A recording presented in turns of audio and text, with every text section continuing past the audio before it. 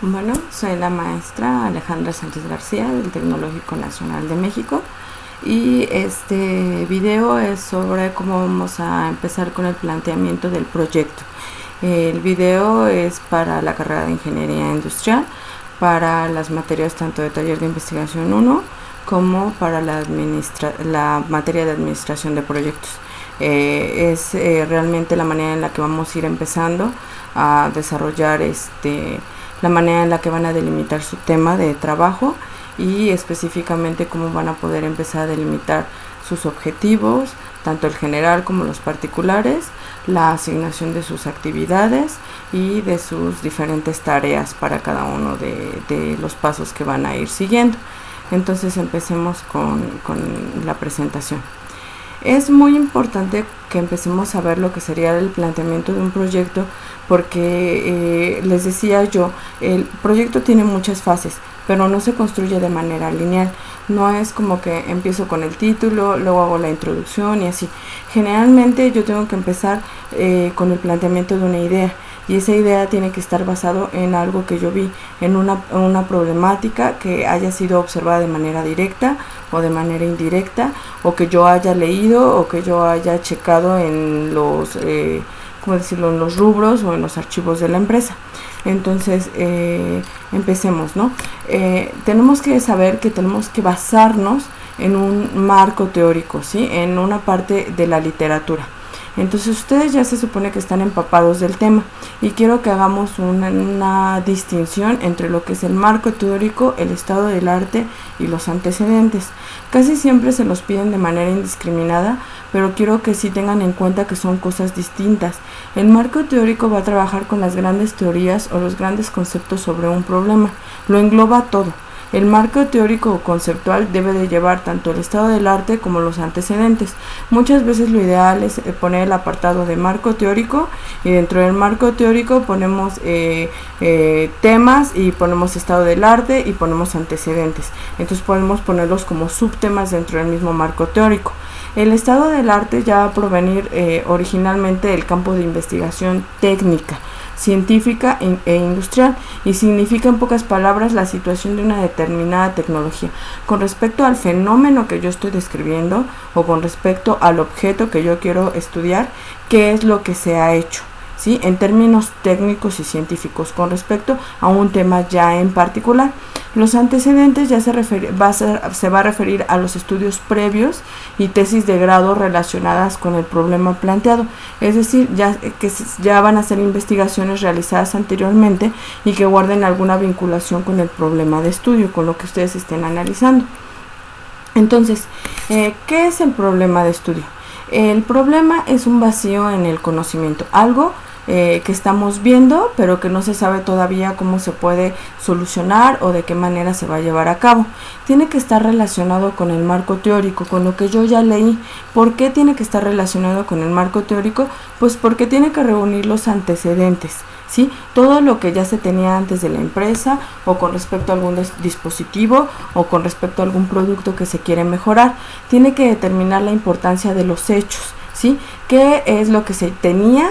Y sobre eso que se tenía, qué es lo que se puede mejorar. Esto es algo bien importante para administración de proyectos porque ustedes tienen que tener una búsqueda previa de algo. Si ustedes van a hacer el desarrollo de un producto o de un servicio, tienen que hacer una búsqueda exhaustiva dentro de la literatura para ver productos relacionados, qué es lo que se puede mejorar o qué es lo que no se ha hecho, ¿sí? Tengo que ver realmente cuáles son las fallas todavía dentro del producto o dentro del servicio que yo quiero mejorar o el estado de mis competidores, ¿sí? Y para todos los chicos de taller de investigación, pues tiene que ver con respecto al marco teórico todo lo que ustedes hayan encontrado con respecto a áreas de oportunidad de mejora. Y tiene que ser obviamente relacionado con algo ya teórico que ya buscaron para poder proponer explicaciones y esas explicaciones van a ir relacionadas con lo que va a ser la pregunta científica. Pero bueno, regresemos a lo que es el problema. El problema va a analizar los supuestos en los que se van a apoyar los elementos identificados como áreas de oportunidad de mejora. Estos elementos que van a integrar el problema nos van a ayudar a llegar a lo que va a ser la pregunta científica. Y esa pregunta científica va a ser la base, ¿sí?, de lo que es mi problema de estudio, va a estar basado en lo que yo quiero mejorar y es lo que me va a ayudar a plantear mi meta a largo plazo o mi objetivo general. Entonces, tengo que tener en cuenta que tengo factores limitantes dentro de lo que sería el planteamiento de mi problema.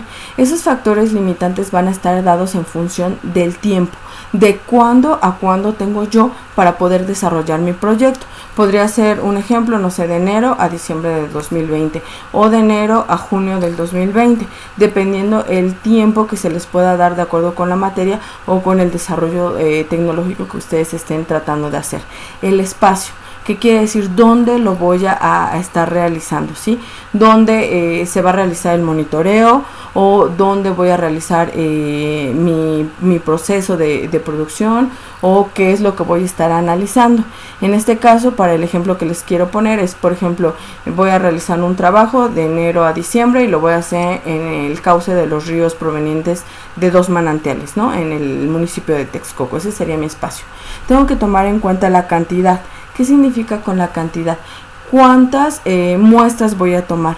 El número de muestras, el número de días que voy a estar muestreando, el número de repeticiones que voy a estar haciendo, ¿sí? Y esto muchas veces tiene que ver con normativas ya especificadas, ¿no? De si tengo que hacer 2, 3, 5 repeticiones, de si tengo que tomar muestras cada 2 turnos, o cada turno, o cada tercer día, o diario, ¿sí? Entonces tengo que tener en cuenta cuántas veces voy a tener que estar tomando en cuenta mi muestreo.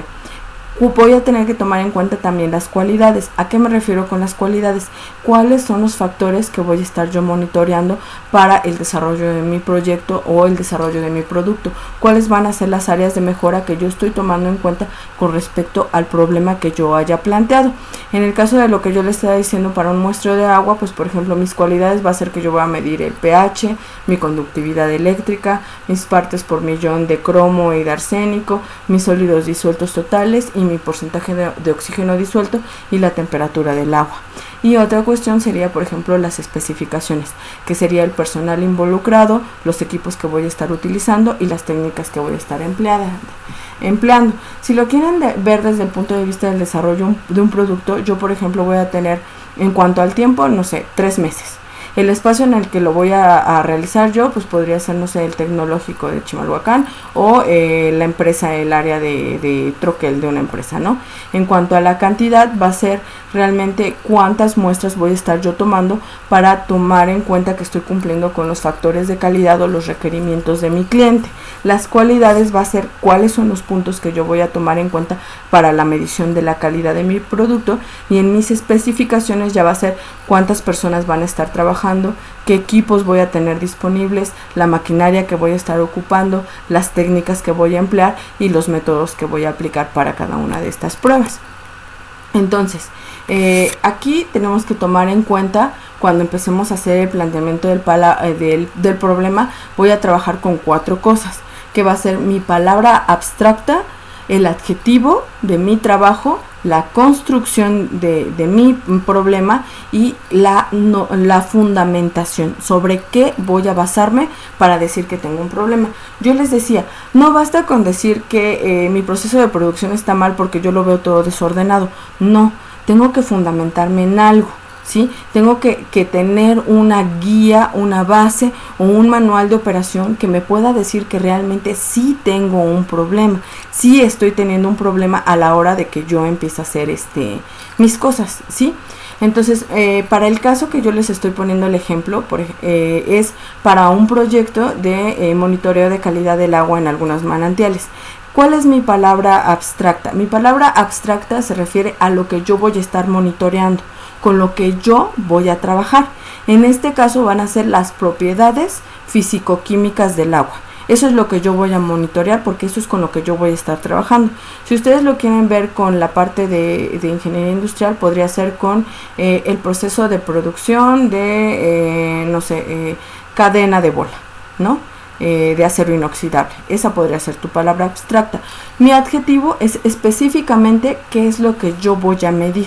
En este caso va a ser físico-químicas, ¿sí? Las propiedades físico-químicas. Para el caso que les planteaba de lo de la producción de cadena de bola, podría ser la calidad de la cadena de bola, ¿no? La construcción ya se refiere a lo que yo voy a hacer, y en este caso, para mi ejemplo, es la evaluación de los parámetros permisibles, ¿sí? Para la calidad del agua. Para ustedes podría ser la evaluación de la calidad del producto.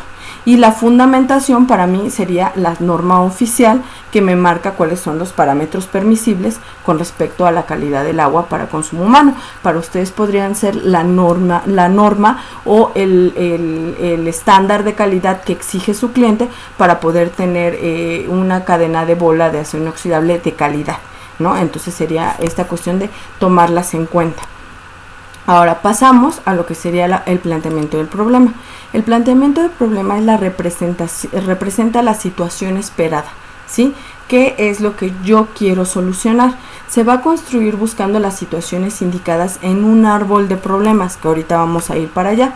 Se va a basar en los causales y los efectos, cambiándolos en aspectos positivos, y se va a construir en grupo. ¿Qué significa que se construye en grupo? Se tiene que construir con el apoyo de todo el equipo de trabajo y su maestro o su tutor, que sería yo en este caso. Entonces, ¿qué es lo que vamos a hacer? Nos vamos a centrar en un solo problema a la vez. No podemos salvar el mundo, tienen que tomar en cuenta esto. No pueden solucionar todos los problemas en un área, tienen que ir atacando un problema a la vez y centrarse en uno, ¿sí? Vamos a identificar los causales directos e indirectos de cada problema, es decir, cuáles son las causas directas de que esté habiendo un problema en mi proceso de producción o en el desarrollo de mi producto, y cuáles son las causas directas de ese mismo problema. Y vamos a estudiar cada efecto, ¿sí? Para ver si hay algún otro que derive de él, es decir, cada problema, cada causa directo y cada causa indirecta, qué efecto está causando que no es deseado dentro de mi producto final que yo estoy desarrollando. Entonces, vamos a ver lo que es un árbol de problemas o árbol de objetivos. Se encarga de definir lo que es el problema de estudio. Va a definir las causas directas e indirectas del problema con el que estemos trabajando. Vamos a definir los efectos del problema y vamos a establecer a partir de estos efectos los objetivos del proyecto, tanto el general como los específicos, y vamos a establecer la relación entre las variables y las actividades para cada uno de los objetivos particulares que estamos desarrollando para cada uno de los objetivos de nuestro trabajo. Entonces tenemos el ejemplo. Vamos a plantear primero el problema. Les decía yo para el ejemplo del proyecto, ¿no? La contaminación del agua del manantial del Cerro Tlaloc en Texcoco. ¿Cuáles son mis causas directas? Mis causas directas van a ser la sobreexplotación del acuífero por el aumento de la densidad poblacional y la extracción de materiales para la construcción de lo que era antes el nuevo aeropuerto de la Ciudad de México, y que se estaba rellenando las minas con lodos tratados de lo que era el río de los Remedios, ¿no? Que tenían una alta cantidad de materiales que podían ser cancerígenos. Esas son las causas directas de la contaminación del agua del manantial de Texcoco. Las causas indirectas son la sobreexplotación forestal, que significa que al quitar yo mi cobertura forestal, pues estoy haciendo que menos cantidad de agua se filtre al acuífero, y la falta de personal que cuide el mismo, ¿no? El acuífero. ¿Cuáles son los efectos? Pues que tengo contaminación con sulfatos, nitratos y metales pesados, y que tengo problemas de salud entre mis pobladores. Esas son las causas principales, o eso es lo que yo tengo que identificar, ¿sí? Para que yo pueda hacer mi árbol de problemas. Lo mismo van a tener que hacer ustedes. Si su problema es, por ejemplo, la mala calidad en lo que decíamos la cadena de bola del número 3 de acero inoxidable de la empresa tal, ¿cuáles van a ser mis causas directas? Pues mis causas directas pueden ser, no sé, un mal manejo del troquel a la hora de hacer el corte dentro de mi cadena, que tenga una mala calidad o defectos dentro de los conectores de la cadena de bola, y no sé, que tenga yo un exceso de rebaba, ¿no? Son las causas directas, ¿no? De que tenga una mala calidad. Mis causas indirectas pueden ser que tengo un mal proceso de empaque, o que tengo una mala calidad en el proceso de inspección de calidad. ¿Cuáles son los efectos? Pues mis efectos podrían ser que tengo una alta tasa de devolución del producto y que tengo un exceso de desperdicio, ¿no?, del material. Podría ser o de desperdicio de la materia prima para poder elaborar el producto, ¿no? Es otro ejemplo. Entonces, ¿cómo vamos a elaborar los objetivos particulares a partir de lo que les acabo de decir que ustedes tienen que plantear? Pues primero, deben hacer un resumen narrativo del proyecto. Cada indicador debe de tener un medio de verificación y un supuesto. ¿Qué significa? Yo tengo que establecer un fin, un propósito, y de ahí establecer cuáles van a ser los componentes y las actividades que yo tengo que realizar para poder cubrir cada objetivo particular. Entonces, ustedes lo que van a hacer en su cuaderno, por equipo, por bitácora, va a ser delimitar esto. Su problema, ¿sí?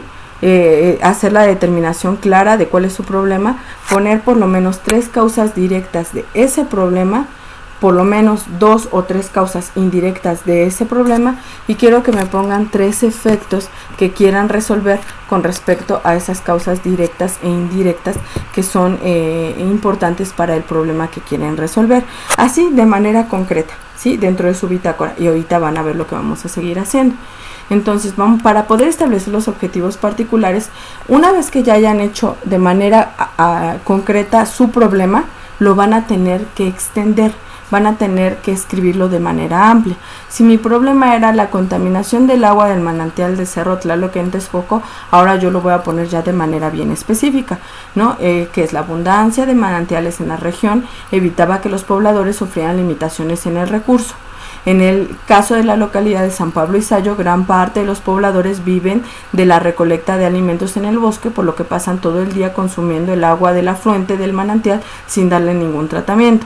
En los últimos meses se ha reportado un aumento en el número de enfermedades estomacales por parte del Centro de Salud del pueblo, en un 28% según el médico encargado, por lo que es necesario evaluar si el agua que consumen las personas puede ser causante del incremento de padecimientos en el pueblo. Entonces se dan cuenta, ese problema chiquito que ustedes habían escrito, ahora lo van a tener que desglosar de manera ya amplia con respecto a cuáles son realmente las problemáticas que ustedes van a atacar. Posteriormente van a hacer lo mismo, el desglose de las causas directas y de las causas indirectas.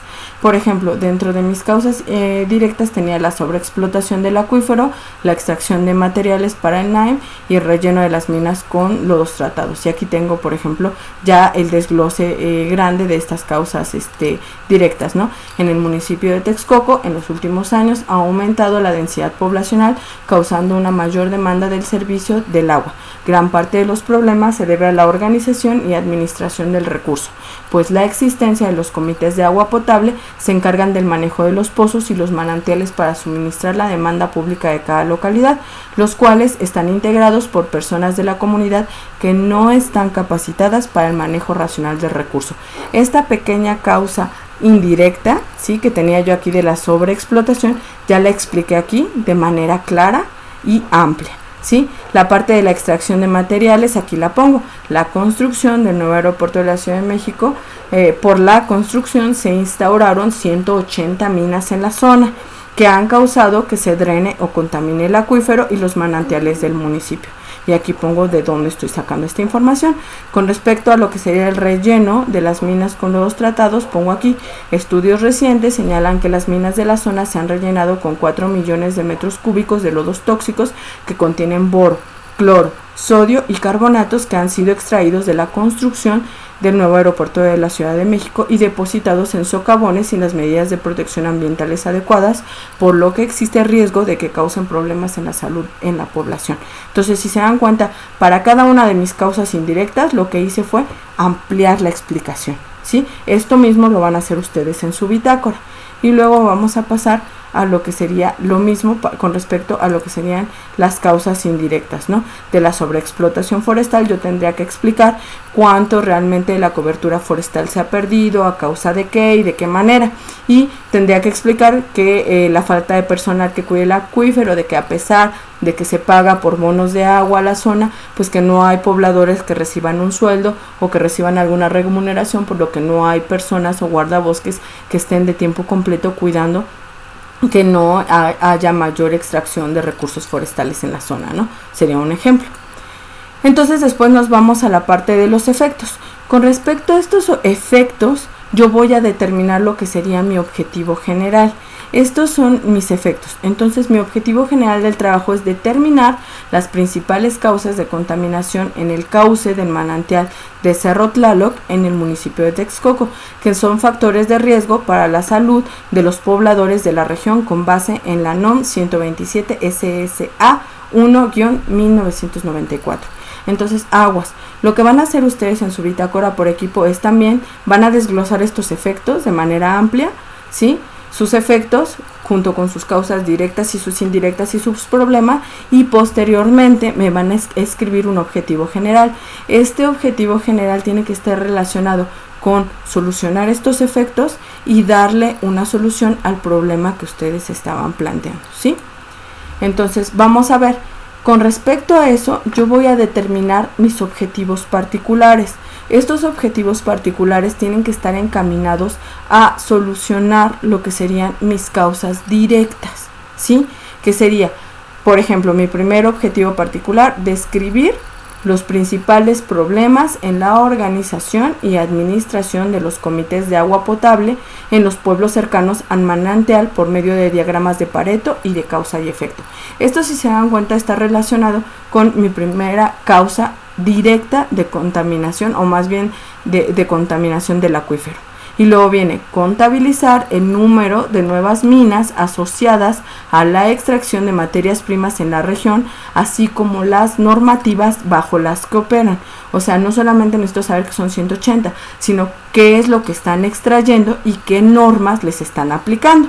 Luego sería determinar el tipo de residuos con los que son rellenadas las minas de la región y el procedimiento establecido para evitar la lixiviación de los lodos tóxicos, ¿no? Que es otra de mis causas directas. Y luego ya pongo evaluar las propiedades físico-químicas del manantial desde su naciente hasta el depósito de la presa de la región, que esto es lo que me resoluciona completamente el problema planteado y los efectos que tenía yo problemas de salud con mis pobladores. ¿Sí se dan cuenta? Entonces yo establezco mis objetivos particulares y a partir de estos objetivos particulares voy a establecer para cada objetivo particular por lo menos 3 actividades para poder lograrlos, ¿sí? Entonces, ¿qué es lo que tengo que hacer? Se debe establecer una relación entre 2 o más variables para cada objetivo. Estas variables tienen que ser de carácter de variables directas y variables indirectas. ¿Cuáles son las que me están afectando? ¿Qué es lo que me está afectando realmente el objetivo 1? ¿Qué es lo que me está afectando el objetivo 2? Debo de entregar información del nivel de logro alcanzado para cada objetivo particular por medio de mi cronograma de actividades, estableciendo mis actividades y mis tareas por cada uno de los miembros del equipo y su nivel de alcance y el tiempo que le estoy dando a cada uno de los integrantes para realizar cada actividad. Voy a establecer indicadores de eficacia para establecer si se está cumpliendo o no con la actividad y establecer indicadores de logro o de fin a mediano y corto plazo. ¿Qué significa? Por ejemplo, describir los principales problemas de la organización y la administración de los comités de agua potable en los pueblos cercanos al manantial. Entonces yo voy a tener que establecer cuáles son mis variables directas y mis variables dependientes, y mis variables independientes.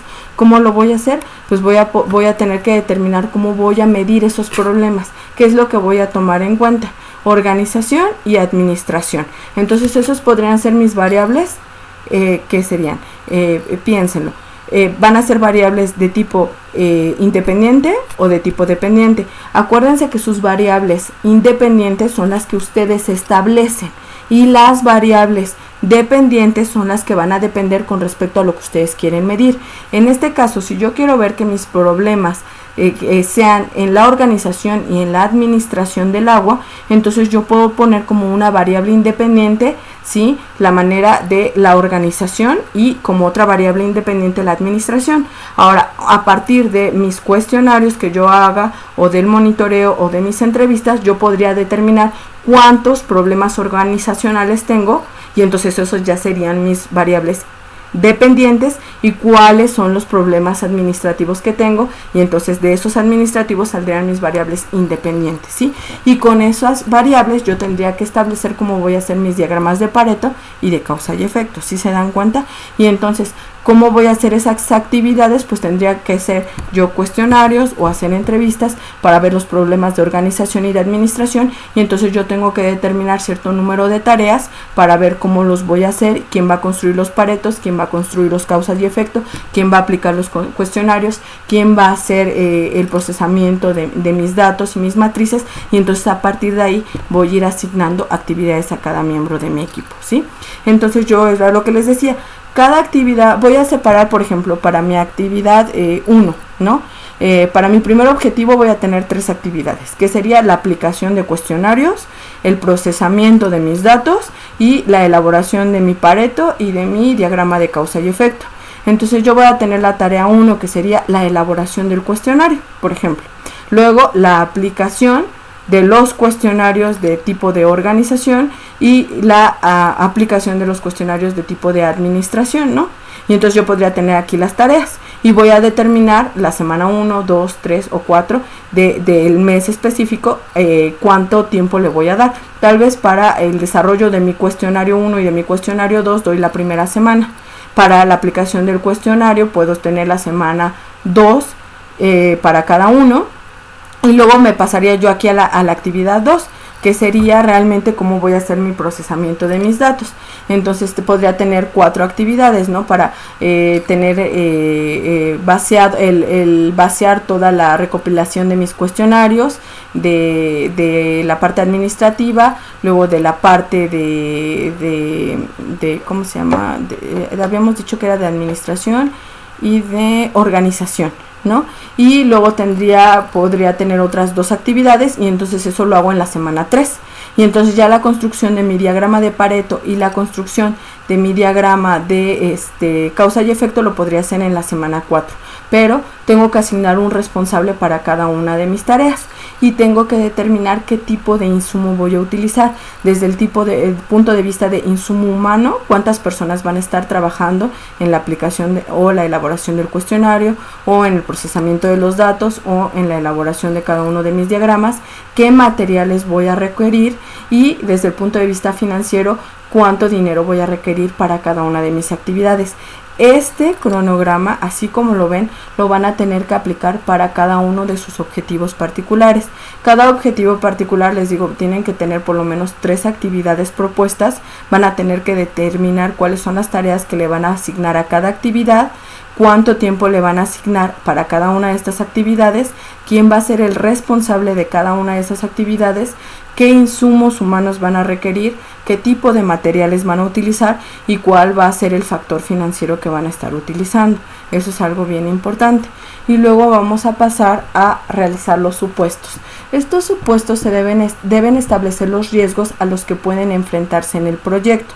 Se van a expresar como una conducción que tiene que darse para que suceda la relación de causalidad en la jerarquía de ocurrencia, y representan las condiciones necesarias para el logro de los objetivos. ¿Qué significa esto? Yo tengo que ver para cada uno de mis objetivos a qué me puedo enfrentar para ir tomando en cuenta mis factores de riesgo, qué es lo que puede pasar. Y entonces yo tengo que ver los riesgos.